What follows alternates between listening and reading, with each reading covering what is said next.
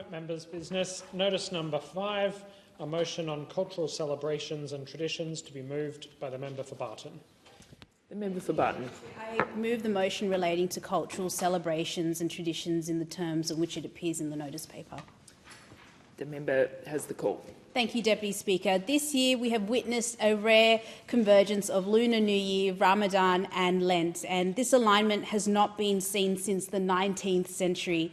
It is rare and deeply meaningful, and it provides us with an opportunity to reflect on the rich diversity that defines modern Australia and the shared values that unites us.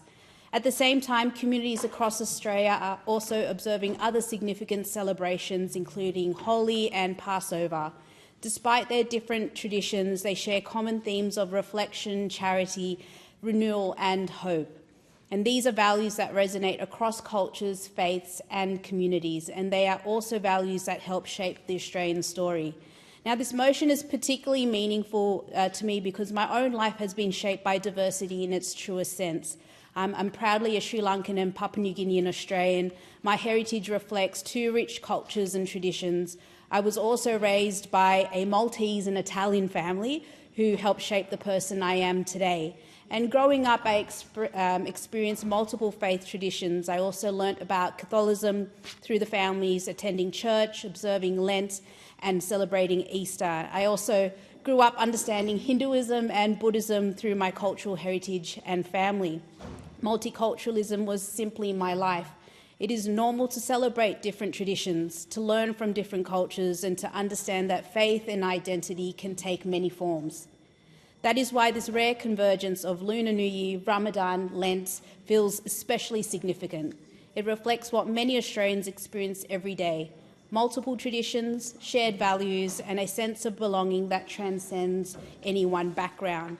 And in recent weeks, I had the privilege of witnessing these celebrations. I attended the Mayor of Canterbury Bankstown Council, Councillor Bilal El Hayak's iftar, and the Lakemba Nights markets, which members of the Muslim and broader community gathered to break fast during Ramadan.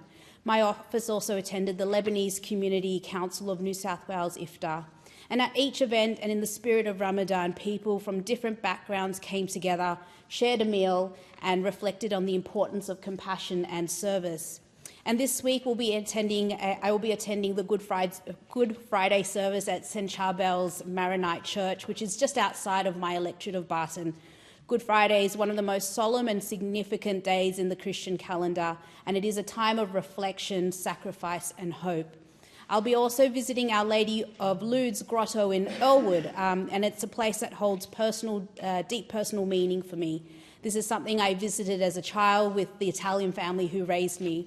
And those experiences shaped my understanding of faith, community and compassion. And returning there now is not only about tradition, but also about remembering the people who shaped my life and instilled values of generosity and kindness. And I also want to take the opportunity to say to my electorate, have a holy and happy Easter. I hope you're surrounded by family and loved ones and that you'll have time to rest and reflect. I also recently celebrated Lunar New Year with Cass and the Nantien Buddhist Temple in Kogarah and my team with Kogarah Storehouse to welcome the Year of the Horse. And the celebrations were vibrant and joyful, filled with cultural performances, yummy food, community connection and optimism for the year ahead. And what stands out across all these celebrations, Deputy Speaker, whether it's Ramadan, Lent, Lunar New Year, Holi or Passover, is how much they share in common. Each encourages reflection, each is promoting generosity, each is celebrating renewal, and each is offering hope. And these shared values remind us that while our traditions may differ, our aspirations are remarkably similar. And I want to acknowledge all volunteers, such as from Cass, Kogarah Storehouse, the Nantien Temple in Kogarah, and faith leaders like Sheikh Shadi Asliman from the Australian National Imams Council and the United Muslims of Australia, and Father Anthony Aziz from St Charbel, and all community organisations who work tirelessly to bring these celebrations to life, because the work is very vital to help build understanding and connection and cohesion across our communities. And my own upbringing showed me the importance of these connections.